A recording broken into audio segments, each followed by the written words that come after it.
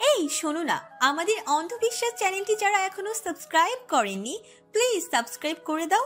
আর অল্প কিছু সাবস্ক্রাইবার হলে 1,00,000 পরিবার হবে। সবাই প্লিজ সাবস্ক্রাইব এবং বেশি বেশি শেয়ার করে দাও প্লিজ।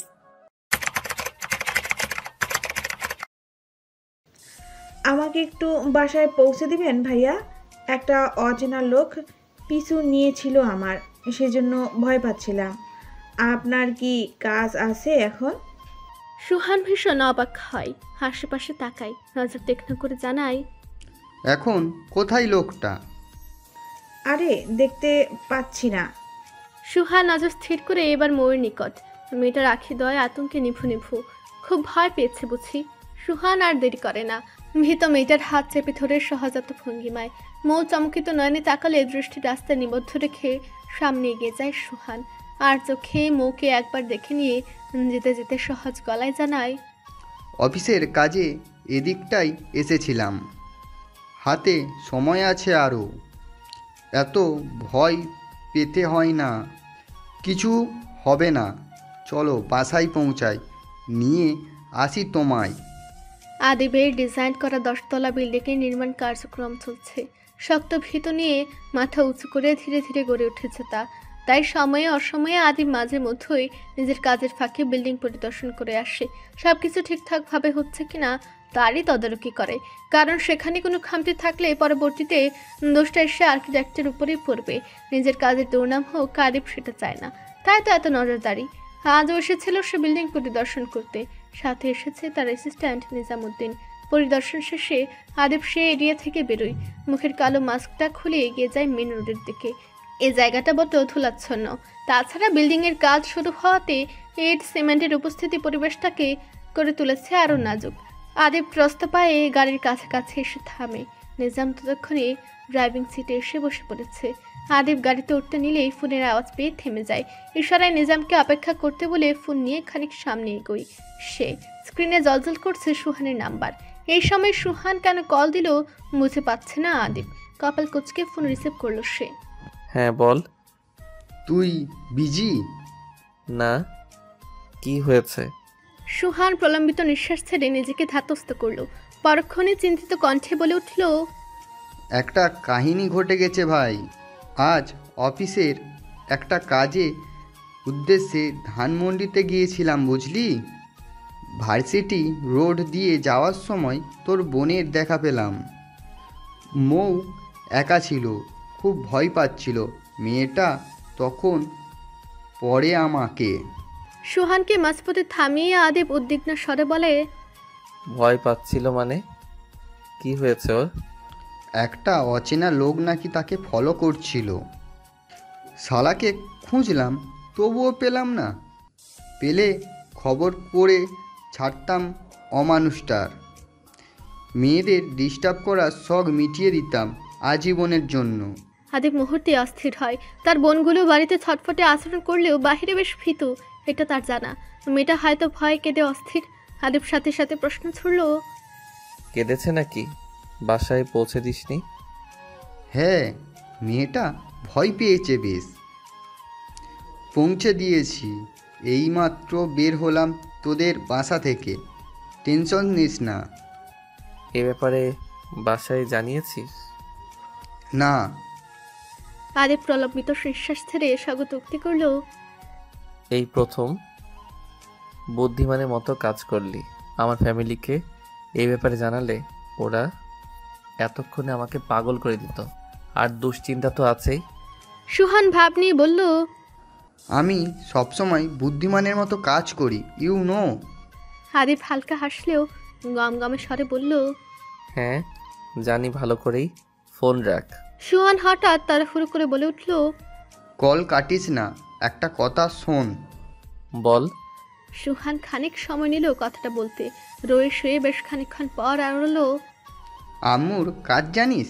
তোর বোনের মৌয়ের সাথে আমার বিয়ের কথা ভাবছে। আর খালামণি নাকি বুদ্ধি দিয়েছে তাকে এ ব্যাপারে। আজ সকালেই আমাকে জানালো। আদিব অবাক হলেও তা প্রকাশ করলো না, বরং কিয়ৎক্ষণ পর দুষ্টু স্বরে জানালো, রাজি হয়ে যা, সমস্যা কি? আমার ভাই থেকে বোন জামাই হয়ে যাবি, এটা তো ভালো। তাছাড়া আজ নায়কের ন্যায় যেভাবে বাঁচালি আমার বোনকে, ব্যাপারটা তো একদম সিনেমাটিক হয়ে গেল। সুহান দ্বিধাদ্বন্দ্বে পড়ে জবাব রাখলো। তুইও মজা নিচ্ছিস আমার সাথে?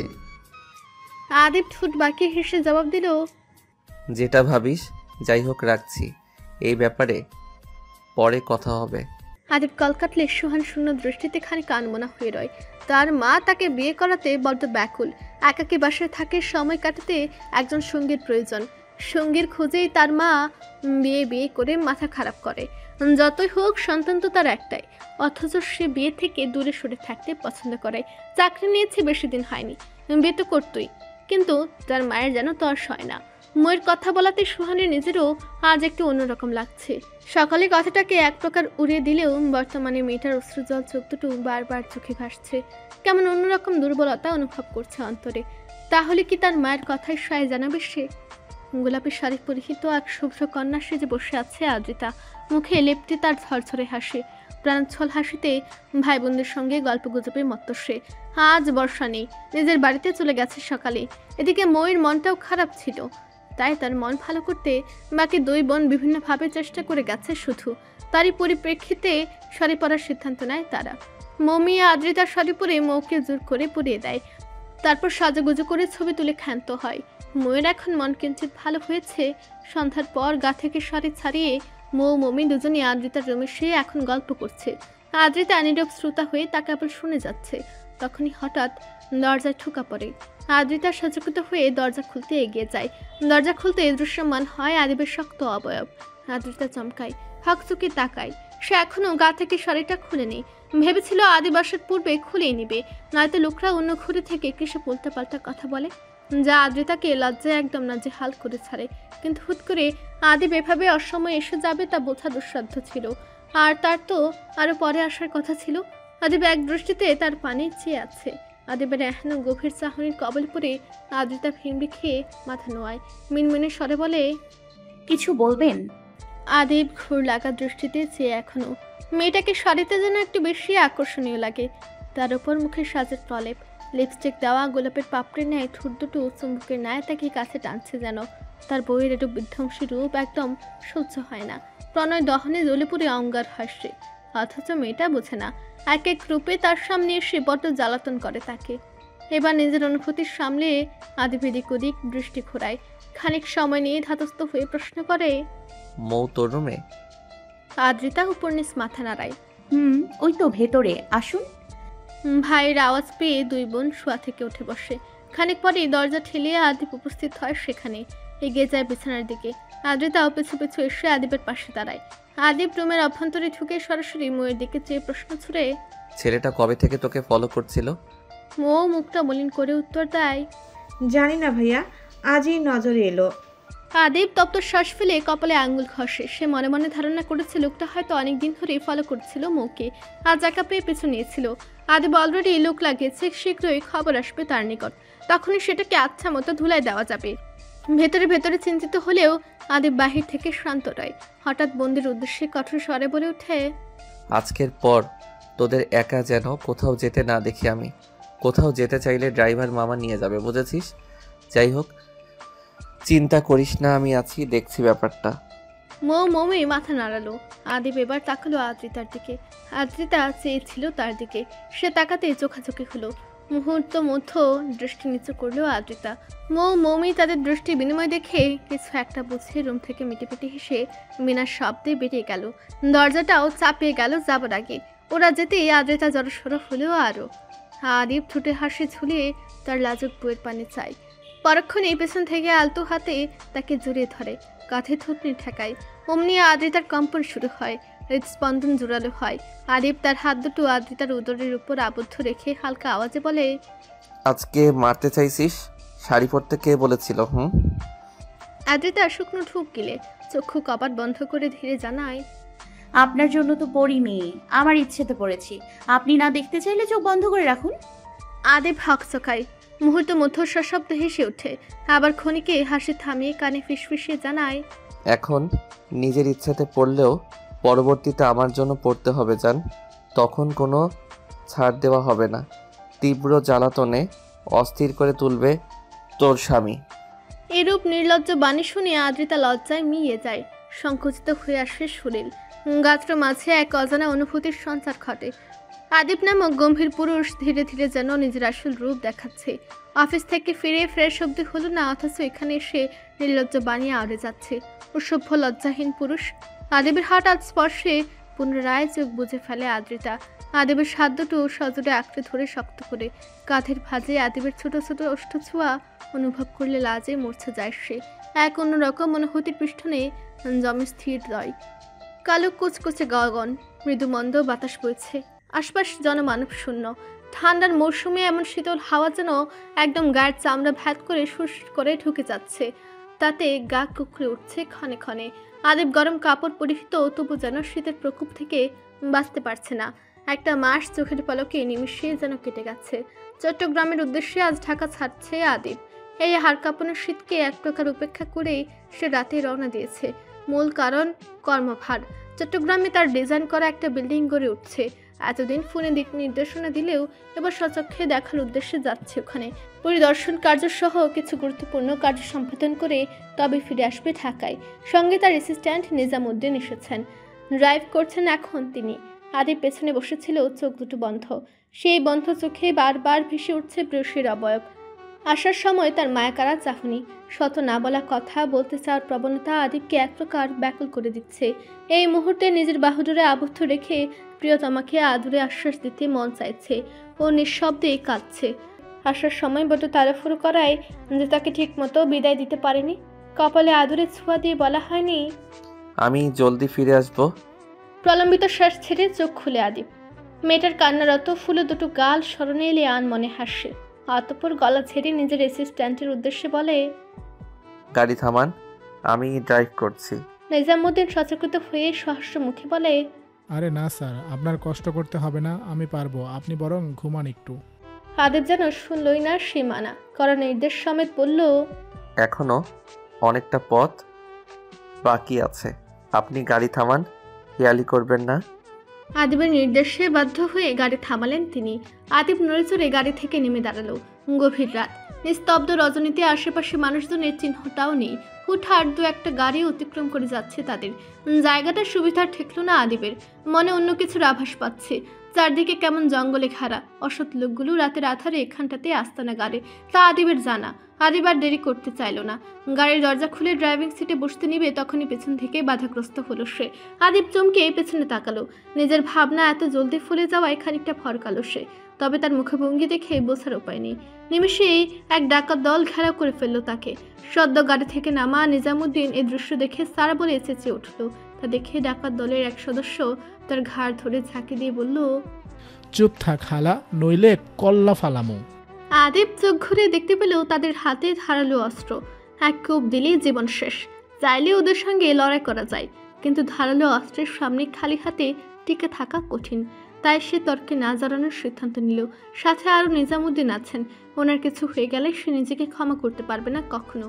আদিবের ভাবনার মাঝে ডাকাত সর্দার কর্কশ ভাষায় বলে উঠল, যা আছে দে, ওই গাড়িটা চেক কর, তাড়াতাড়ি কর। নিজের লোকদের নির্দেশ দিয়ে আদিবের বডি সার্চ করা শুরু করলো ডাকাত সর্দার।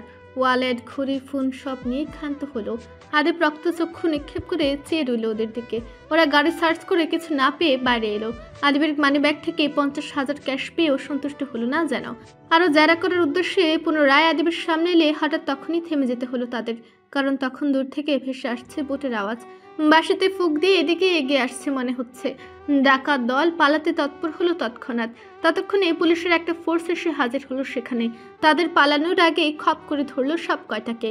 তাদের নিজেদের জিম্মায় রেখে আদিব ও নিজামের থেকে নেওয়া জিনিসগুলো ফেরত দিল। আদিব বিস্ময়াভূত। পুলিশকে কে খবর দিল এ সময় তার বুঝে আসছে না। তার প্রশ্নে একজন পুলিশ জানালো, পাশে একটা বাড়িতে ডাকাতি হয়েছে কিছু ঘন্টা আগে। সেখানকার একজন ফোন দিয়ে এখানকার ঘটনাটা জানিয়েছেন। খবর পেয়েই তারা ছুটে এসেছিল এবং ডাকাতদের আস্তানা খুঁজে বের করার জন্য এই এরিয়াতেই গা ঢাকা দিয়েছিল এতক্ষণ। আদিব আলতো হাসলো। পুলিশ তার সঙ্গে হাত মিলিয়ে ডাকাত দলকে এক প্রকার টেনে হিস্টে গাড়িতে তুলল। মুহূর্তে গাড়ি নিয়ে অদৃশ্য হলে আদিব তপ্ত শ্বাস ছাড়ল। নিজামকে এক পলক দেখে নিয়ে শান্ত গলায় বলল, গাড়িতে বসুন, এই জায়গায় গাড়ি থামানোটাই উচিত হয়নি। নিজাম মাথা নেড়ে তৎক্ষণাৎ গাড়িতে উঠে বসলে আদিবও আর দেরি করলো না। ড্রাইভিং সিটে বসে গাড়ি স্টার্ট দিল দ্রুত। মাথা নেড়ে মনে মনে আওড়ালো, একটা ভুল কাজ হয়ে গেল। দ্যাট আল্লাহর রহমত ছিল বলেই আজ বড় বিপদের হাত থেকে রক্ষা পাওয়া গেল। ক্লাসরুম থেকে সবে বেরিয়েছে আদ্রিতা, সঙ্গে দিবাও আছে তার। ধীর গতিতে হাঁটছে দুজন। আর কিছুদিন পরেই তাদের সেকেন্ড ইয়ারের ফাইনাল এক্সাম শুরু হবে, অথচ পড়ায় মন বসছে না দিবার। নানান চিন্তা মাথায় ঘুরপাক খাচ্ছে শুধু। তবে আদ্রিতা সব সময়ের মতো মনোযোগী এখনো পড়াশোনায়। হাঁটতে হাঁটতে ভার্সিটির মাঠের এক কোণে এসে দাঁড়িয়ে এসে আদ্রিতার হাত চেপে ধরল। চিন্তিত স্বরে বলল, পড়ায় মন বসছে না, কি করে বলতো? আদ্রিতা ভ্রু শুরু করে তাকালো কাটকাট ভঙ্গিমায় বলল, মন বসছে না কেন সেটা বল। কার কথা এত ভাবিস? দিবা মুখ ফুলালো, আনমনে বলে উঠল, আদিব ভাইয়ার বন্ধু বাড়িতে বিয়ের প্রস্তাব নিয়ে যাবে কিনা সেটা নিয়ে যত ভাবনা। পরীক্ষার আগে বিয়ে হয়ে গেলে দিবার কথা শুনে আদ্রিতা খিলখিলিয়ে হাসলো। এবার হাস্যরত অবস্থায় বলল, তাহির ভাইয়াকে জানাতে হচ্ছে ব্যাপারটা। তার প্রেমিকার বিয়ের চিন্তায় এখনই ঘুম, খাওয়া, পড়া সব উধাও। দিবার রুষ্ঠ মুখে আদ্রিতার পিঠে চাপড় দিয়ে জানালো, ওই লোকের প্রেমিকা কবে হলাম আমি? ভুলভাল কথা বলছিস না। বেশি বাড়াবাড়ি করলে তোর জামাইকেও জানিয়ে দিব তোর কাহিনী। বিস্ময়াভূত হয়ে উত্তর দিল আদ্রিতা।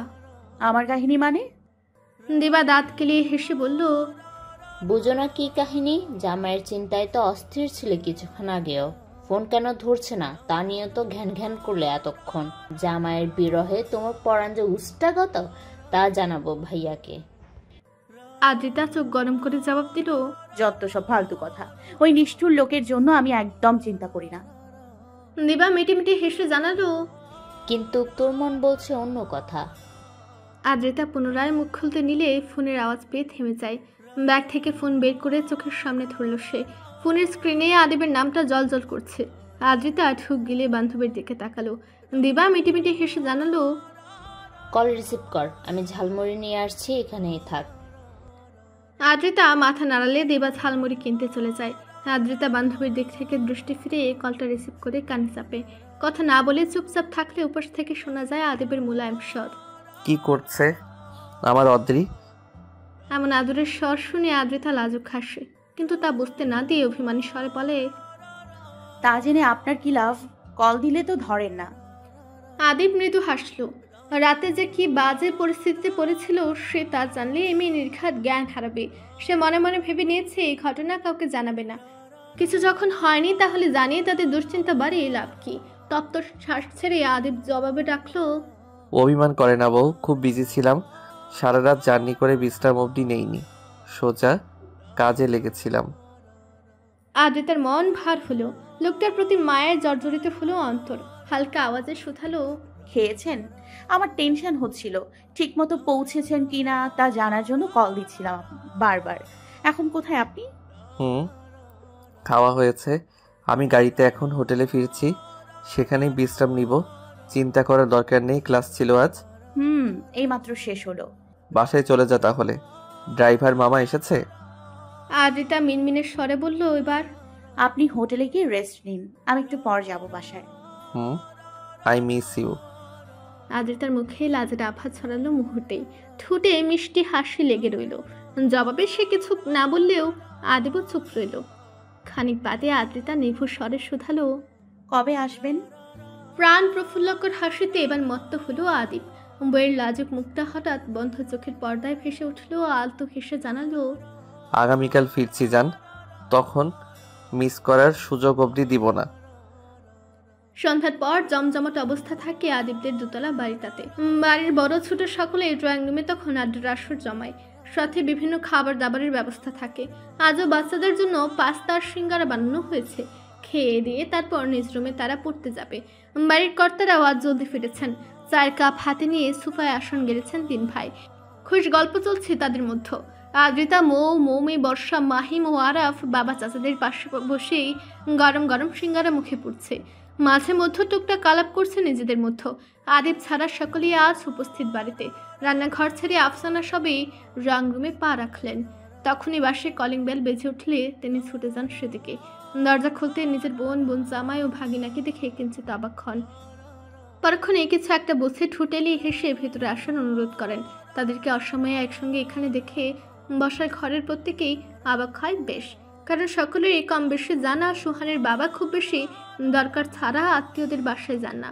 ভীষণ কর্মব্যস্ত মানুষ তিনি। তবে আজ হুট করে সেই কর্মব্যস্ত মানুষটা কি উদ্দেশ্যে এলো, কোনো দরকারে এসেছে, কিন্তু সেটা কি? ঠোঁট ঘেঁষে ছুটছে হাসির ফোয়ারা। প্রফুল্লিত হয়ে চকচকে চোখে আফসানা সুহানকে দেখে যাচ্ছেন বারবার। বিয়ের আলাপ উঠানোর 1 মাস কেটে গেলেও সুহানকে এ বিষয়ে কখনো জোর করা হয়নি। সে মূলত ভাবনা চিন্তা করার সময় চেয়েছিল তার মায়ের নিকট। সে অফুরন্ত সময়টা তাকে দেওয়া হয়েছে, কিন্তু আজ যে হুট করে এভাবে রাজি হয়ে বাবা মা সমেত চলে আসবে ছেলেটা, তা স্বয়ং আফসানাও জানতেন না। তার বোন এ ব্যাপারে তাকে কিচ্ছুই বলেনি। এক চমকপ্রদ ঘটনার সূত্রপাত ঘটাতে না জানিয়ে এই সন্ধ্যাবেলায় তারা হাজির হয়েছেন তাদের বাসায়। তবে ভালোই হলো, তিনি ভীষণ খুশি সুহানের রাজি হওয়াতে। তার বোনের নিজের ছেলেকে বিয়ে করানোর আফসোস এবার দূরীভূত হবে মনে হচ্ছে। আফসানা ঠোঁট টিপে হাসেন। সকলে নাস্তা করছে এখন। মেহমানদের দেখে তখন আদ্রিতার সহ বাকি ভাই বোনেরা সোফা ছেড়ে জায়গা দিয়েছিল তাদের। তৎক্ষণাৎ নিজেদের রুমে ফিরে যেতে নিলে আফিয়া তাদের বাধা দেন। মৌকে নিজের পাশে বসিয়ে বাকিদেরও বসার নির্দেশ দেন। মৌ হতভম্ব হয়ে বোনদের সঙ্গে দৃষ্টি বিনিময় করছে একটু পরপর। পরিস্থিতি কিছু বুঝে আসছে না তাদের। কি ঘটতে চলেছে এখানে তা কারো আন্দাজে নেই। মৌমি কিছু ঠাউর করতে না পেরে কোনোই দিয়ে বারবার গোতাচ্ছে আদ্রিতাকে। চক্ষু গরম করে আদ্রিতা ইশারায় তাকে চুপ থাকতে বলছে কেবল, কিন্তু সে এখনো উসখুস করেই যাচ্ছে। সুহান এসেছে থেকে ভদ্র ছেলের ন্যায় সোফায় বসে আছে। নজর তার ঝুঁকানো। গরম চার কাপে চুমুক দিচ্ছে খানিক পরপর। সুহানের বাবা দীর্ঘক্ষণ পর এবার নিজেকে কিছুটা আধাতস্থ করে নিলেন। স্বীয় স্ত্রীর দিকে একবার চেয়ে অতঃপর আশিক রহমানের দিকে দৃষ্টি স্থির রেখে সরাসরি বললেন, আমার ছেলের জন্য আপনার বড় মেয়ে মৌয়ের হাত চাইতে এসছি ভাই। আমি কিন্তু ব্যস্ত মানুষ, জানেন তো। ছেলের মেয়ে নাকি খুব পছন্দ ছিল মৌকে। আজ ছেলেও রাজি। হয়তো আর বাসায় বসে রইলাম না, চলে আসলাম আপনাদের কাছে প্রস্তাব নিয়ে। এখন আপনাদের সিদ্ধান্ত জানতে চাই। বসার ঘরের সকলেই চরম বিস্মিত হলেও হঠাৎ বিয়ের প্রস্তাব শুনে মৌ চমকিত নয়নে বড় এক ঢুক গিলে মাথা নোয়ালো তৎক্ষণাৎ। যা সে কস্মিন কালেও ভাবেনি তাই ঘটতে চলেছে তার জীবনে। সুহানকে নিয়ে তার মনে কোনো অন্যরকম অনুভূতি সৃষ্টি হয়নি কখনো। সর্বদা ভাইয়ের মতো দেখে এসেছে তাকে। তবে আজ কি শুনল সুহান বিয়েতে রাজি? বুকের ভেতরটা ধরফর করছে তার। অদ্ভুত অনুভূতির তাড়নায় কম্পিত হচ্ছে হৃদয়। আর চোখে সুহানের দিকে একবার তাকালো মৌ। সুহান নির্বিকার স্বাভাবিক মুখভঙ্গি, যেন বিশেষ কিছু বলা হয়নি এই মুহূর্তে। সুহান স্বাভাবিক থাকলেও অস্বাভাবিক তার বাবা চাচারা, তারা হয়তো এমন কিছু ভাবেইনি। এক একজন বিস্ময়ে চোয়াল ঝুলিয়ে চেয়ে আছেন সুহানের বাবার দিকে। মৌফির মাথা নোয়ালে শুনতে পায় তার বড় চাচার কৌতূহলে ঘাড়া স্বর, আফিয়া, তোমার মৌকে পছন্দ? কই, আগে তো বলোনি। আফিয়ার সুযোগ পেয়ে নড়েচড়ে বসেন। মৃদু হাস্যে কোমল স্বরে বলে চলে গেলেন, সুহানের বিয়ের জন্য অনেকদিন ধরেই মেয়ে খুঁজছিলাম, সেটা তো আপনি জানেন দুলা ভাই, কিন্তু ভালো কাউকেও পাচ্ছিলাম না। আর ছেলেটাও জেদ ধরেছিল বিয়ে করবে না এখনই। আপনাদের বাড়ির মেয়েকে আমার আগে থেকেই পছন্দ ছিল, কিন্তু আপনারা কিভাবে নেবেন বিষয়টা তা ভেবেই বলা হয়নি। কিন্তু আপা বর্ষা দিল হঠাৎ, আর ছেলেটাও রাজি হলো। এবার রত্ন তো আপনারা ফিরিয়ে দিবেন না? আফিয়ার কথা শুনে 3 ভাই খানিক ধাতস্থ হলো যেন। সুহান ছেলে হিসেবে ভালো, বাবার মতো কর্মঠ, এটা তারা প্রত্যেকেই জানেন। তাদের মেয়ের জন্য একদম উপযুক্ত সুহান। এমন উপযুক্ত চেনা জানা ভালো পরিবারের পাত্রকে প্রত্যাখ্যান করা ঠিক হবে না। তবু মনের কোনো এক কোনায় যেন তাদের দুনামুনা ভাব, সেটা রেশ ধরিয়ে আশিক রহমান মুখ খুললেন এবার। মেয়েটার অনার্স শেষ হয়নি, এখন বিয়ের কথা ভাবছিলাম না। তার উপর আদিবের বিয়ে হলো কিছুদিন আগে, আর এখন। সুহানের বাবা তরির জবাব রাখলেন, মেয়ে অনার্স শেষ হোক, তারপর না হয় বিয়েটা হবে। এখন সব কিছু ঠিকঠাক থাকলে কি বলেন? 3 ভাইয়ের দৃষ্টি বিনিময় করলো কিছুক্ষণ। এই প্রস্তাবটা যুক্তিসই মনে হলো তাদের নিকট। খানিক নিজেদের মধ্যে চুপিসারে মত বিনিময় করে মতামত দিলেন তারা। এই প্রস্তাবে তাদের কোনো আপত্তি নেই। আফসানা তা শুনে তৃপ্তির হাসিতে ময়ের পাশে গিয়ে বসলেন। আফিয়া আর দেরি না করে নিজের সঙ্গে আনা হীরার আংটিটা প্রফুল্ল মনে ময়ের আঙ্গুলে পরিয়ে দিলেন। ঠোঁট এড়িয়ে হেসে জানালেন, এটা আমার তরফ থেকে তোমার জন্য উপহার। মৌ নিভু নিভু দৃষ্টিতে চেয়ে আছে। এই মুহূর্তে যা হচ্ছে সব তার মাথার উপর দিয়ে যাচ্ছে। পাশ থেকে তার কাজিনরা আনন্দধ্বনি করছে, অথচ সেদিকে একদম মন নেই মেয়েটার। আনমনা হয়ে চক্ষু দৃষ্টি সুহানের দিকে ফেলে।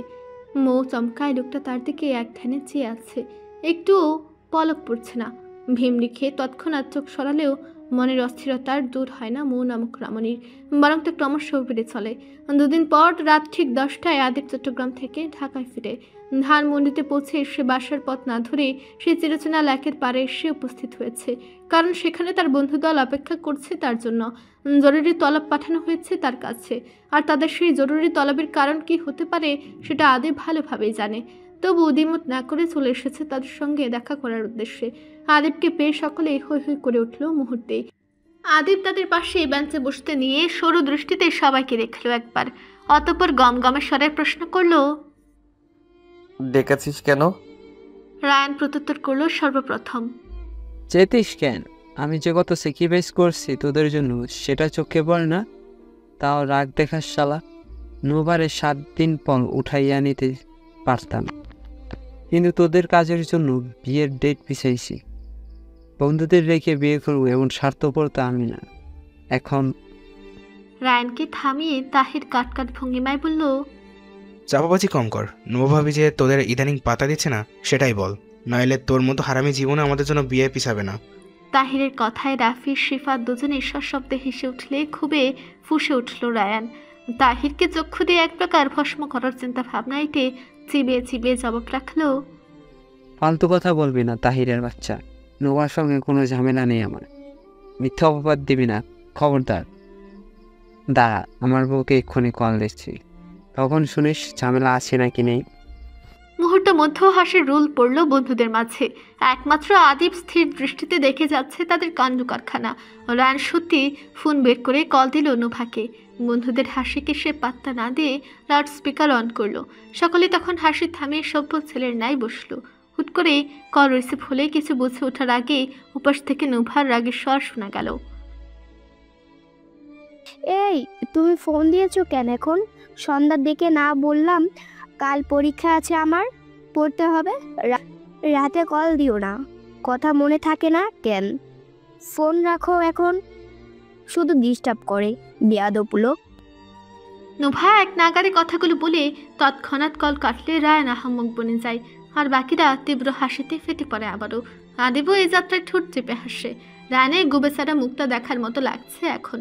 বেচারার মনে ছিল না তার বইয়ের এই নিষেধাজ্ঞা। যদি মনে থাকতো তাহলে এই লজ্জাকর পরিস্থিতিতে পড়তে হতো না তার। আধার রাত, নিস্তব্ধ নিরিবিলি পরিবেশ, বাসার অভ্যন্তর একদম কোলাহলবিহীন শান্ত। কেউ জেগে নেই এখন, তারই যেন জানান দিচ্ছে। বন্ধুদের সঙ্গে আড্ডা পর্ব সেরে আদিব বাড়ি ফিরেছে রাত 12টায়। বাড়ির কাউকে জানানো হয়নি আজ সে ফিরবে। এতে অবশ্য কোনো অসুবিধা নেই, কারণ বাহির থেকে ডিনার ফিরে এসেছে সে। ডুপ্লিকেট চাবি দিয়ে দরজা খুলে পুনরায় বন্ধ করে সে ধীর কদমে পৌঁছে গেল নিজের রুমের দিকে। যাবার সময় আদ্রিতার রুমের দরজা ফাঁক দেখেও বিশেষ ভাবান্তর ঘটল না তার মধ্যে।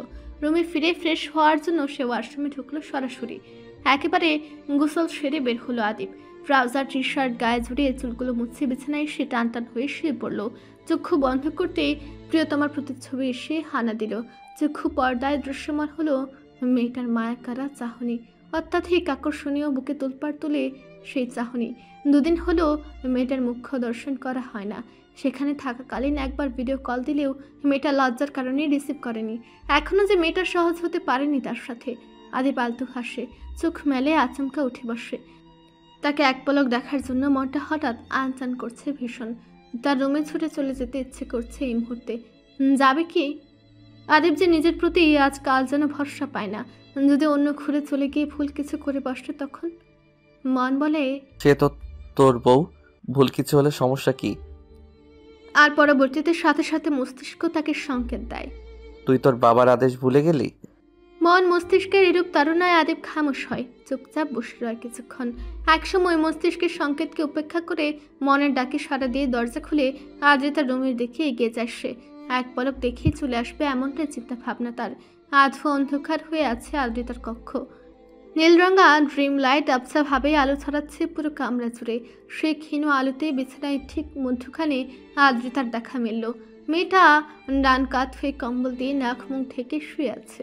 আদিব স্মিত হাস্যে রুমের অভ্যন্তরে প্রবেশ করলো। দরজাটা বন্ধ করতে গিয়েও করলো না, চাপিয়ে রেখে সামনে এগোলো সে। আদ্রিতার ছোট থেকেই মুখ থেকে ঘুমানোর অভ্যাস। অন্যদিকে আদিব এভাবে ঘুমাতে পারে না, দম বন্ধ অনুভূতি হয় তার। অথচ তার বউটা কত সুন্দর এভাবে আরামে ঘুমাচ্ছে। মেয়েটা সচরাচর দরজা বন্ধ করে ঘুমায়, আজ দরজা কেন খোলা রাখলো তা বুঝে পাচ্ছে না আদিব। ভুল করে হয়। সাবধানে পা ফেলে আদিব ডান দিকে এসে ঠিক আদ্রিতার পাশে বসলো। মেয়েটার চোখ ব্যতীত কোনো কিছুই দৃশ্যমান না। আবছা আলোয় আদিব সে বিধ্বংসী বন্ধ চোখের দিকে ধ্যানমগ্ন হয়ে কিছুক্ষণ চেয়ে রইল। অতঃপর হাত বাড়িয়ে মেয়েটার এলো চুল ঠিক করে দিল খুব যত্ন নিয়ে। হালকা ঝুঁকে ঠোঁটের তপ্ত ছোঁয়া দিল মেয়েটার ললাটের মধ্যেখানি। আদ্রিতা হাতে কিঞ্চিত নড়ে চড়ে উঠল। ঘুমের ঘুরে কপাল কুঞ্চিত করে মুখ থেকে কম্বলটা সরালো। নিমেষে উন্মুক্ত হলো তার সুশ্রী মুখ। কপালে ভাঁজ ফেলে ঠোঁট দুটো ফুলিয়ে আদরে ভাবে ঘুমাচ্ছে মেয়েটা।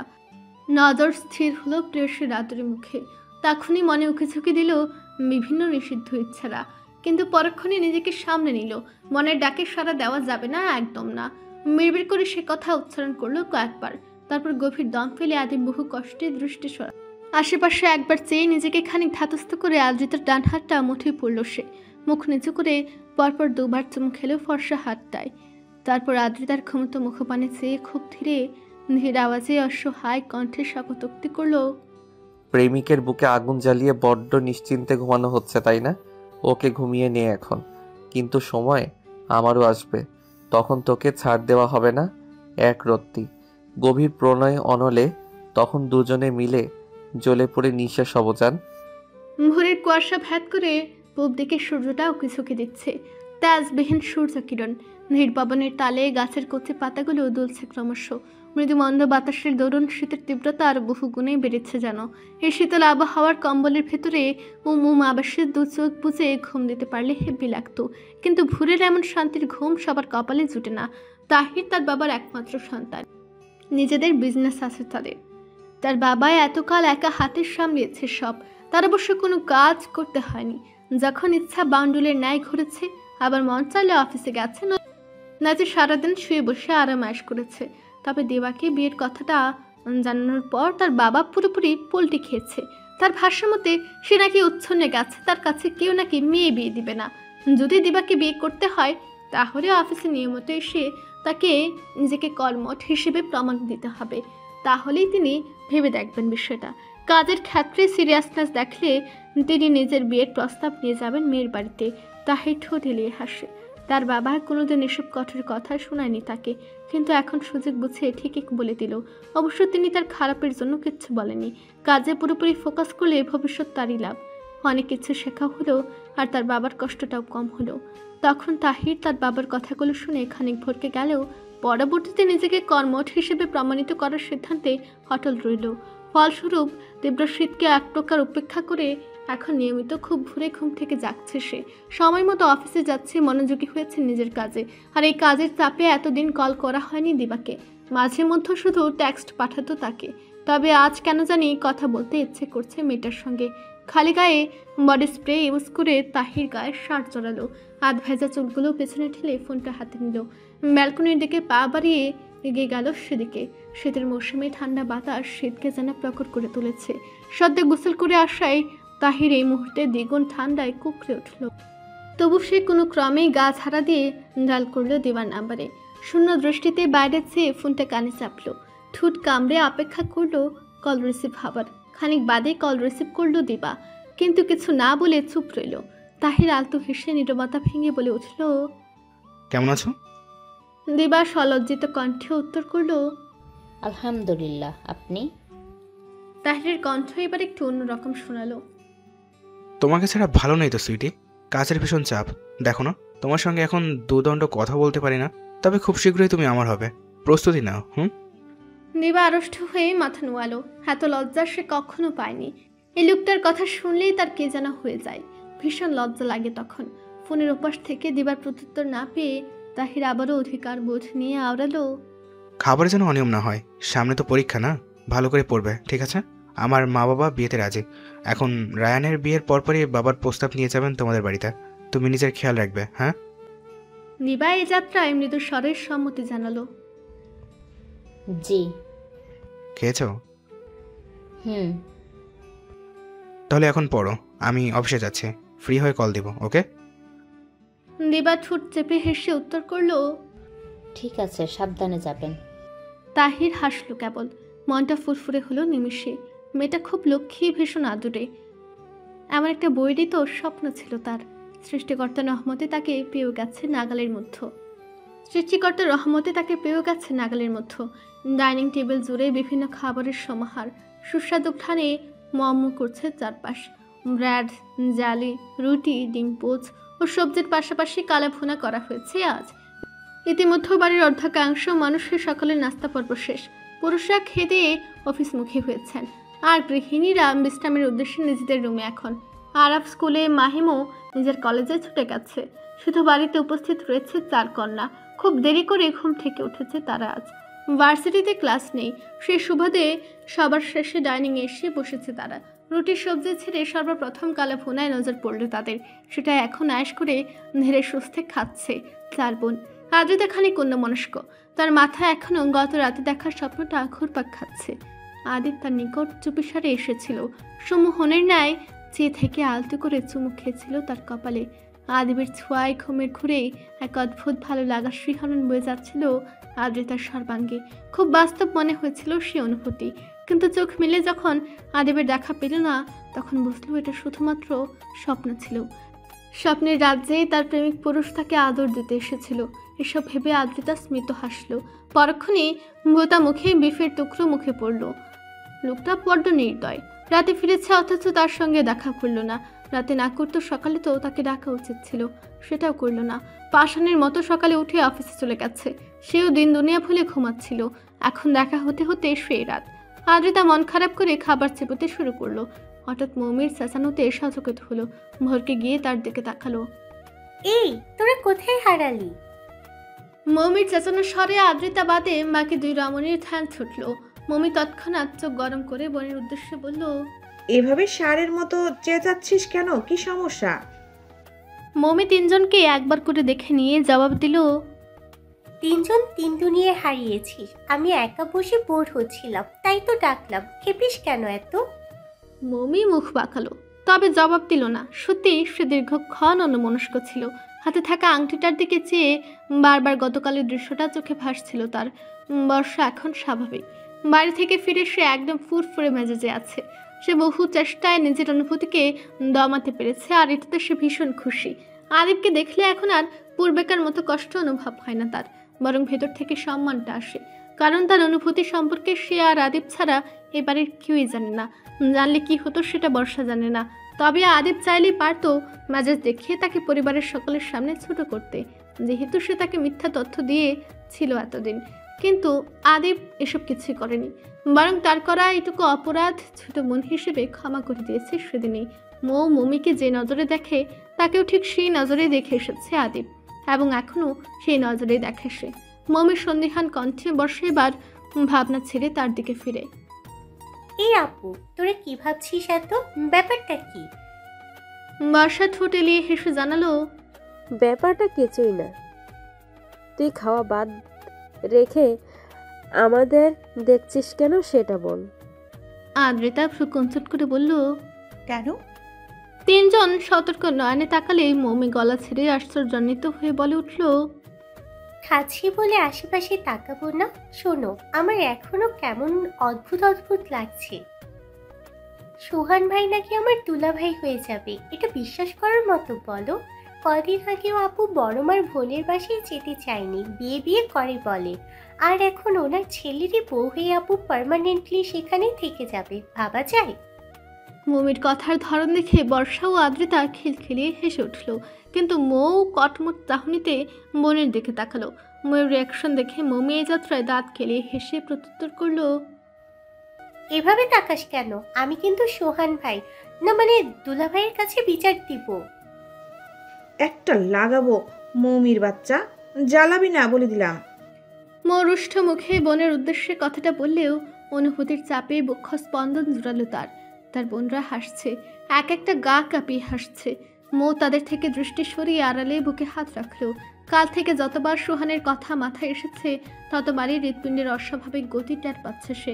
ভার্সিটির সামনে দাঁড়ানো চিন্তিত সোহানকে স্মরণে আসা মাত্র এক অন্যরকম ভালো লাগা ইচ্ছে যাচ্ছে অন্তর। তার খেয়াল করার সম্মোহন চাহনি চোখের পর্দায় ভেসে উঠলে গলা শুকিয়ে আসে তার। এ কেমন অনুভূতি মৌ জানে না, তবে সৃষ্টিকর্তার ইশারায় যা হচ্ছে তাতে মন প্রফুল্ল তার। বিটা ঠিকঠাক তাদের আগামী মাসে হয়তো আংটি বদল হবে। জীবনের আগে পরে ভালোবাসার কেউ ছিল না মৌয়ের। সুহানের আগমনে তার মন তোলা এখন। তাকে নিয়ে ভাবতে যেমন ভালো লাগছে তেমনি লজ্জার আবেশে বারবার মূর্ছে যাচ্ছে মেয়েটা। রাতের প্রথম প্রহর চলমান, চারিদিকে কোলাহল খানিক ঝিমিয়ে কিছু মানুষের আনাগোনা লক্ষ্য করা যাচ্ছে রাস্তাঘাটে। আদিব অনবরত হাত ঘুরতে টাইম দেখে যাচ্ছে আর বারবার আর চোখে তাদের বাড়ির সদর দরজার দিকে তাকাচ্ছে। আদ্রে তাকে নিয়ে আজ ঘুরতে যাবে সে হাতির ঝিল। অফিস থেকে বের হয়ে তাকে জানিয়ে দিয়েছিল সে কথা। এখন সে তাদের বাড়ির সামনে গাড়ি নিয়ে দাঁড়িয়ে, অথচ মেয়েটা এখনো নিচে নামছে না। রেডি হতে এত সময় লাগে। আদিব বিরক্তি নিঃশ্বাস ছেড়ে ঠায় দাঁড়িয়ে রইল। পাক্কা 15 মিনিট দেরি করে আদ্রিতা এসে উপস্থিত হলো গাড়ির কাছে। আদিব কপাল কুঞ্চিত করে তাকালো তার দিকে। পার্পল কালারের সালোয়ার কামিজ জড়ানো গায়ে, কামিজটা খুব সুন্দরভাবে ফুটে উঠেছে মেয়েটার ফর্সা শরীরে। মুখে হালকা সাজ, নজর ঝুঁকানো সবসময়ের মতো। তার বইয়ের এরূপ আদরের রূপ দেখে আদিব গুমরা মুখে থাকতে পারে না কখনো। এবারে উঠুটে মৃদুমন্দ হাসি ফুটালেও গাম্ভীর্য ভঙ্গিমায় আদেশ করলো, গাড়িতে ওঠ। আদ্রিতা দৃষ্টি তুলে সামনে তাকালো। আদিবের সঙ্গে চোখাচোখি হতেই সে ঢুক গেলে তৎক্ষণাৎ গাড়িতে উঠে বসলো। মেয়েটা লজ্জা পাওয়া দেখে আদিব আড়ালে ঠোঁট টিপে হেসে ড্রাইভিং সিটে এসে বসলো। আদ্রিতা কুটুর কুটুর চাহনিতে আদিবকে দেখলো একবার। লোকটার গায়ে এখনো ফর্মাল ড্রেস আপ। অফিস থেকে ফিরে ফ্রেশ অব্দি হয়নি। সকাল থেকে এমনিতেও আদ্রিতার মনটা খারাপ ছিল আদিবের সঙ্গে দেখা হয়নি বলে। সন্ধ্যার পর যখন ফোন দিয়ে বলল ঘুরতে নিয়ে যাবে, তখন তার খুশি আর দেখে কে। কিন্তু এখন কষ্ট হচ্ছে লোকটার ক্লান্ত মুখশ্রী দেখে। আদ্রিতা তার মনের কথাটা আর চেপে রাখলো না। নিভৃত দৃষ্টি আদিবের দিকে তাক করে চিন্তিত স্বরে বলল, ফ্রেশ হয়ে তারপর যেতেন। আদিব গাঢ় চাহনিতে তাকালো। আদ্রিতার সে দৃষ্টি দেখে ভীম রেখে মাথা নোয়ালো। তখনই শুনতে পেল আদিবের কৌতুক স্বর, শীতের রাতে 2 বার গোসল করাতে চাচ্ছিস আমাকে? কথাটা আদ্রিতার ঠিক বুঝে আসলো না। শীতের রাতে 2 বার গোসল মানে? কিছুক্ষণ আনমনা হয়ে ভাবতেই আদিবের কথার মানেটা বুঝতে পারলো। বাহির থেকে ফিরেই আদিব শাওয়ার নেয় সবসময়। অফিস থেকে ফিরে একবার, তারপর হাতের ঝিল থেকে ফিরে পুনরায় গোসল করলে 2 বার। এটাই হয়তো বুঝিয়েছে লোকটা। আদ্রিতা আলতো হেসে আর চোখে আবারও তাকালো আদিব নামক সুদর্শন পুরুষের দিকে। লোকটা আর এদিকে চেয়ে নেই। গাড়ি স্টার্ট দিয়ে ড্রাইভ করায় ব্যস্ত সে, কিন্তু তার ঠোঁটের কোণে ফুটে ওঠা বক্র হাসিটা নজর এড়ালো না আদ্রিতার।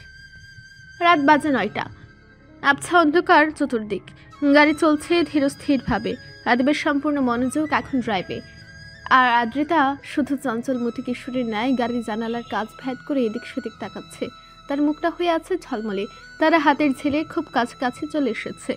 আদ্রিতা পূর্বেও বেশ কয়েকবার এসেছে এ জায়গায়, কিন্তু আজকের মতো এত প্রফুল্ল কখনো হয়নি। আজ যে ভালোবাসার মানুষটার সাথে আছে এবং সে স্বেচ্ছায় তাকে ঘুরতে নিয়ে এসেছে, এই ব্যাপারটাই যেন মনে প্রশান্তি দিচ্ছে আদ্রিতার।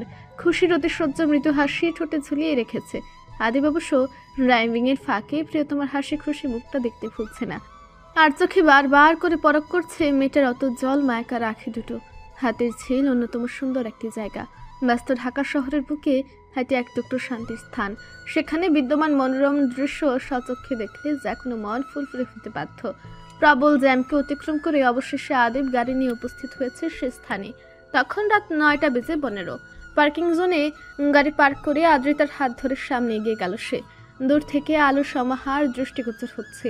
বিভিন্ন কালারফুল লাইট জায়গাটাকে বড্ড আকর্ষণীয় করে তুলেছে। ব্রিজের নিকটে আসতে স্বচ্ছ জলরাশির দেখা মিলল। ঝিলের এই টলমলে জলপ্রবাহ এক জায়গায় দাঁড়িয়ে মুগ্ধ নয়নে চেয়ে দেখল আদ্রিতা। আদিব তার পাশে দাঁড়িয়ে গভীর চাহনিতে তার দিকেই তাকে। আদ্রিতা তা বুঝতে পেরে সংকুচিত হয়। দ্বিধার সময় আশেপাশে তাকায়। রাত বাড়ায় তেমন মানুষের অস্তিত্ব নেই এখানে। তবে নজর ঘোরানোর সময় আদরে এক যুগলকে চুমুরত অবস্থায় দেখে আদ্রিতা যেন থতমত খায়। দৃষ্টি তুলে আদিবের দিকে চাইলেই বুঝতে পারে লোকটা ঠোঁট টিপে দুষ্টু হাসছে। আদ্রিতা তৎক্ষণাৎ লজ্জায় মাথা নোয়ায়। আড়ষ্ট হয়ে ঠোঁট চেপে জলপ্রবাহের দিকে নজর স্থির রাখে।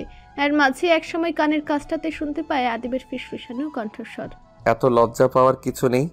তোর স্বামী অন্যদের মতো পাবলিক প্লেসে কখনো তোকে কিস করবে না। বউ হলো বড্ড আদরের, আর তাকে সে আদরটা ঘরেই করতে হয়, একান্তে, নিরালায়, নিভৃতে। আদ্রিতা বিষম খায় এহেন কথা শুনে। আদিব ঠোঁট টিপে হেসে তাকে ঘুরায় নিজের দিকে। সম্মোহন দৃষ্টিতে কিছুক্ষণ চেয়ে থেকে পুনরায় আদ্রিতার হাত ধরে। আদ্রিতার সঙ্গে দৃষ্টি মিললে সে বলে ওঠে, চল ওদিকে। হাতের ছেলের আশেপাশে বিভিন্ন জায়গায় আদ্রিতাকে নিয়ে ঘুরল আদিব। চওড়া রাস্তার দুপাশে লাগানো খেজুর ও তাল গাছ অন্যরকম আকর্ষণ করে। তাছাড়া কিছু দেশীয় ফুল গাছও বিদ্যমান সেখানে। এমন মনোমুগ্ধকর স্নিগ্ধ একটা জায়গায় প্রিয় মানুষটার হাত ধরে হাঁটার ভালো লাগাটাই অন্যরকম। আদ্রিতা ভীষণ খুশি আজ। আদিবকে নিয়ে দেখা তার স্বপ্নগুলো ধীরে ধীরে সত্য রূপ নিচ্ছে। তার কোমল মনটাকে আঘাতে জর্জরিত না করে লোকটা নিত্য নতুন চমক দেখে খুশির আমেজে ভরে দিচ্ছে দিনকে দিন। ঘোরাঘুরি শেষে আদিব একটা রেস্টুরেন্টের দিকে পা বাড়ালো। ঘোরার আরও অনেক জায়গা আছে এখানে, তবে রাতের দিকে সেসব স্থান বেশ নির্জন থাকে। ওদিকে না যাওয়াই মঙ্গলজনক মনে করলো আদিব। এখানকার একটা জনপ্রিয় রেস্টুরেন্টে আদ্রিতাকে নিয়ে প্রবেশ করলো সে। কর্নারে একটা টেবিলে বসে আদ্রিতার উদ্দেশ্যে বলল, কি খাবি? আদ্রিতার নজর তখন চারপাশে ঘুরে বেড়াচ্ছে। মুখরোচক স্ট্রিট ফুডের সমাহার এখানে, আর এই খাবারগুলো তীব্র আকর্ষণ করছে তাকে। আদিবের জিজ্ঞাসাবাদে সে কণ্ঠ নরম করে আবদার ছড়ল, স্ট্রিট ফুড খাই? আদিব তার বাচ্চামো স্বর শুনে গুরু গম্ভীর মুখে চেয়ে রইল। আদ্রিতা খানিক ঘাবড়ালো এতে, তবে কিছুক্ষণ পর আদিবের গম্ভীর আওয়াজে তাকালো তার দিকে। স্ট্রিট ফুডের রানী, শুধু এসবেই দৃষ্টি আটকে যায় তার। ওগুলো খাওয়া যাবে না এখন, ভারী কিছু খাওয়া দরকার। যেতে যেতে গভীর রাত হবে, তখন বাড়িতে খাবার দেওয়ার জন্য কেউ জেগে থাকবে না। মুহূর্তে আদ্রিতার দৃষ্টি নিচু করে মুখটা ফুটা করলো। আদিব তা দেখে পারে না উচ্চস্বরে হাসতে। তখনই আদিব খানিকটা ঝুঁকে টেবিলের নিচ থেকে আদ্রিতার এক হাত চেপে ধরে জানালো, মুখ ফোলাতে হবে না, অর্ডার দিচ্ছি। আদিবের অর্ডারের ক্ষণকে খাবার নিয়ে হাজির হলো ওয়েটার। ভারী খাবার হিসেবে fried rice with chilli chicken order করা হয়েছে, সে সাথে আদ্রিতার স্ট্রিট ফুডের কিছু আইটেম। আদিব প্রথমে রাইস বাড়িয়ে দিল আদ্রিতার দিকে। কাটকাট ভঙ্গিমায় আদেশ করলো, এটা আগে, তারপর ওইসব হাবিজাবি খাবি। আদ্রিতা আলতো হাসলো কেবল, কোনো কথা না বলে মাথা নেড়ে সায় জানালো। আদিব তাকে এক পলক দেখে নিয়ে খাওয়া শুরু করলো। খেতে নিয়ে বারংবার মেয়েটার উজ্জ্বল মুখটা কোনো চোখে দেখতে ভুলল না। নিস্তব্ধতায় ঘেরা চারপাশ, রাস্তা ফাঁকা। আদিবের গাড়ি ছুটে চলেছে ধানমন্ডির উদ্দেশ্যে। 11:30 বাজে এখন। জ্যাম না থাকায় জলদি চলে আসলো তারা বাসার নিকটে। আদ্রিতা ঘুমে ঢুলু ঢুলু, বারবার চোখ বুজে যাচ্ছে তার। তা দেখে আদিব ড্রাইভিংয়ের ফাঁকে তাকে ইশারায় নিজের কাছে ডাকলো। আদ্রিতা সেই ইশারায় ঠোঁট চেপে আড়ষ্ট হলো যেন। তবে লোকটাকে এই মুহূর্তে রাগাতে ইচ্ছে না করায় লজ্জা পাওয়া সত্ত্বেও সিট বেল্ট খুলে তার নিকটে এসে বসলো সে। মুহূর্তেই আদিব মিশিয়ে নিলেও তাকে বক্ষ মাজারে। মুখটা ঝুঁকিয়ে খুব সফটলি বলল, আমায় শক্ত করে জড়িয়ে ধর। লজ্জায় দু চোখ বুঝে নিল আদ্রিতা। আদিবের কথা অনুযায়ী শক্ত করে জড়িয়ে ধরল তাকে। ক্ষণিকে দুটো দেহ মিশে একাকার। দুজনের হৃদস্পন্দন জোরালো। একজন অনুভূতির চাপে বেসামাল, অন্যজন লাজের দরুন বড্ড নাজেহাল। এই অবস্থাতেই বাসার সামনে এসে গাড়ি থামালো। আদ্রিতা হালকা মাথা তুলে উকি দিল বাইরে। আদিবকে ছেড়ে সোজা হয়ে বসতে নিবে, তখনই এক অনাকাঙ্ক্ষিত কাণ্ড ঘটালো আদিব। আদ্রিতার মাথাটা জানালার সহিত খানিক হেলে গেলে বিবাহ স্বার্থের ন্যায় আদিব আঁকড়ে ধরল তার অধৈর্যকল। বড় উন্মাদের ন্যায় উষ্ঠ কার্য সম্পাদন করে সে গলায় ঘাড়ে নিজের অস্তিত্ব জাহির করতে ব্যস্ত। আর আদ্রিতা এমন অপ্রত্যাশিত কাণ্ডে হতচকিত, স্তম্ভিত, শিহরিত। বাসায় ফিরে শাওয়ার নিল আদিব। কোমরে তোয়ালে পেঁচিয়ে শুকনো টাওয়াল ছেড়ে চুল মুছতে মুছতে ওয়াশরুম ছেড়ে বিছানার কাজটা এসে দাঁড়ালো সে। গাড়ির ঘটনাটায় ফের মনে পড়লে সে ঠোঁট বাঁকা করে হাসলো। মাঝে মাঝে তার কি হয়ে যায় সে নিজেই বোঝে না। ভীষণ দুষ্টু হয়ে যাচ্ছে সে ইদানিং। তখনকার আদ্রিতার লাজরাঙা চেহারাটা স্মরণে এলে সে ঠোঁট এলিয়ে হাসে। তার থেকে ছাড়া পাওয়ার পর মেয়েটা আর এক মুহূর্ত ব্যয় করেনি। তখন সেখানে বাড়িতে ঢুকে সোজা নিজের রুমে ঢুকে দরজা বন্ধ করেছে সে। আদিব মৃদু হাসে, ট্রাউজার টি শার্ট গায়ে জড়িয়ে নেয়। অতঃপর কম্বল টেনে বিছানায় গা এলিয়ে দেয়। ঘুমে দু চোখ বুজে আসছে তার। বিশ্রামের অভাবে শরীরটা ম্যাচ ম্যাচ করছে। ঠিক সেই সময়টায় তার ফোন বেজে উঠলে সে বিরক্ত ভঙ্গিমায় ফোনটা হাতে নেয়। মেসেঞ্জার গ্রুপ থেকে আসা বন্ধুদের ভিডিও কল দেখে ভ্রু কুঁচকে আসে তার। পরক্ষণই রিসিভ করে রুষ্ট মুখে বলে, এত রাতে কি দরকার তোদের? সকলেই আরাম করে শুয়ে আছে বিছানায়। এর মধ্যে রাফি বলে উঠল, বউকে নিয়ে কেমন সময় কাটালি তা জানতে ফোন দিলাম। চেতে যাও কেন মামু? আদিব শক্ত মুখে বলল, বাজে বকবি না, কি দরকারে কল দিয়েছিস তাড়াতাড়ি বলে ফেল, ঘুমাবো এখন, সকালে অফিস আছে। রাফির জবাবে আগে তাহির খেকে উঠল। ওই শালা আমাদের বলছিল আমার কপালে নাকি বউ জুটবে না, আর এখন নিজেই বউ বউ বলে কাঁদতেছে রাতের বেলা। তোর বইনরে পাঠানোর সাহস নেই তো, সেজন্য তোরে পটাতে কল দিছে এখন। রাফি গোবচারা মুখ করে তাকালো। আদিব তাকে চোখ রাঙিয়ে বলল, মৌমিকে ডিস্টার্ব করবি না, খবরদার। সময় হোক তারপর দেখবো তোর বিষয়টা। রাফি আফসোসের স্বরে বলল, বিষয়টা গুরুত্বের সহিত দেখিস আদিব। তোর বোন ছোট বলে আমি এখন পর্যন্ত কিছু বলার সাহস দেখাই নাই। আমি তোর জেন্টেলম্যান, আর জেন্টেলম্যানরা কখনো ফালতু মানুষের মতো আলভু আলভু করে বেড়ায় না। রাফির কথায় সূক্ষ্ম খুঁজে দেওয়া হয়েছে তাহিরকে। খুঁজেটা বুঝে তাহির রাগে ফায়াল হয়ে উঠল। তখন তার রাগারুণ মুখটা দেখে রায়ান, শিফাত, রাফি শব্দে হেসে উঠলে আদিব গাম গামের স্বরে স্বাগতোক্তি করল। ঘুমা সব কয়টা, তোদের ফালতু ঝগড়া শোনার মুড নাই এখন আমার, কল কাটছি। কেটে গেছে আরো বেশ কয়েকটা দিন। রায়ানের বিয়ের ডেট ফিক্সড হয়েছে কদিন হলো, আর মাত্র 5 দিন পর শুক্রবারে বিয়ের অনুষ্ঠান করা হবে তার। আদিবের পুরো ফ্যামিলি সেখানে আমন্ত্রিত। এই নিয়ে তার ভাই বোনদের মধ্যে উচ্ছ্বাসের শেষ নেই। দীর্ঘদিন পর তারা কোনো বিয়ের অনুষ্ঠানে যোগ দিবে, এটাই যেন তাদের আনন্দের মূল কারণ। আদিতে অবশ্য স্বাভাবিক, কোনো হই রই ব্যাপার তার মধ্যে নেই। 15 দিন পর তার সেকেন্ড ইয়ারের ফাইনাল পরীক্ষা। পড়াশোনা বাদ দিয়ে বিয়ের আমেজে যেতে মন না চাইলেও যেতে হবে। সে এত খুশিও না আবার বেজারও না। 2 দিন পরেই তারা সপরিবারে রায়ানদের বাসায় উঠবে। তারপর গায়ে হলুদ, বিয়ে, বৌভাতের পর ফের নিজেদের বাসায় ফিরবে। কিছু শপিং হয়েছে তাদের, আরো বাকিও আছে। পড়ার টেবিল থেকে উঠে আদ্রিতা নিজের রুম ছেড়ে বের হলো। ভোরবেলা উঠে পড়তে বসেছিল সে, এবার নাস্তা করা প্রয়োজন তার। সে নিচে নামতে গিয়ে সিঁড়িতে আদিবের দেখা পেল। তাকে দেখেই থমকে দাঁড়ালো সে। সেই রাতের পর তাদের মধ্যে তেমন দেখা সাক্ষাৎ হয়নি। আদিব অবশ্য এই কয়েকদিন কাজে ব্যস্ত ছিল খুব। সকালেই উঠে অফিসে চলে যেত, আবার রাত করে বাড়ি ফিরত। লোকটা এখনো ফর্মাল ড্রেসআপে আছে, নাস্তা সেরেছে হয়তো, এবার অফিসের উদ্দেশ্যে বাড়ি থেকে বেরিয়ে যাবে। আদ্রিতা তাকে এক পলক দেখে চলে যেতে দিলে আদিব কোমল স্বরে ডেকে ওঠে, অদৃশন। আদ্রিতা থামে, পিছু ফিরে প্রশ্নবোধক চাহনি নিক্ষেপ করে। আদিব সরু চোখে তাকে একবার দেখে নিয়ে ওয়ালেট থেকে একটা কার্ড বের করে। আদ্রিতা ডান হাতে সেই কার্ডটা ধরিয়ে দিয়ে বলে উঠে, আজ সবাইকে নিয়ে ইচ্ছে মতো শপিং করে নিস, আমার সময় হবে না। আদ্রিতা কার্ডটা মুঠোয় পরে চোখ তুলে তাকায় তার দিকে। কিছুক্ষণ চেয়ে থেকে সরল মুখে উপর নিচ মাথা নেড়ে সায় জানায় তাকে। আদিব স্মিত হাসে। যাবার আগে আদ্রিতার কপালে টোকা দিয়ে নিচু স্বরে বলে, যখন বাচ্চাদের মতো এইভাবে মাথা নাড়াস তখন সত্যি তোকে আমার বউ বউ লাগে। আজ শুক্রবার, বিয়ের আমেজে আমোদপূর্ণ পরিবেশ। রায়ানদের বাসায় উপস্থিত সকল মেহমান বেশ উল্লসিত। এক সাজ রব বিদ্যমান সেখানে। গায়ে হলুদের অনুষ্ঠান সাদামাটা ভাবে শেষ হয়েছে গতকাল। তবে বিয়ের অনুষ্ঠান হবে বেশ জাঁকজমক সহকারে। বাসার চতুর্দিকে খুব সুন্দরভাবে ডেকোরেশন করা হয়েছে। ইতিমধ্যে আমন্ত্রিত সকল মেহমান তাদের বাড়িতে চলে এসেছে। আদিবের পরিবারও 2 দিন পূর্বে এখানে এসেছে সপরিবারে। তাদের মধ্যে কেউ অনুপস্থিত থাকুক সেটা রায়ান চায়নি, তাই তার মন রক্ষার্থের শত ব্যস্ততার মাঝেও আদিবের বাবা চাচারা উপস্থিত হয়েছেন সেখানে। ভোরের স্নিগ্ধ আলো চোখে মুখে আছড়ে পড়াতে ঘুম ছুটে রায়ানের।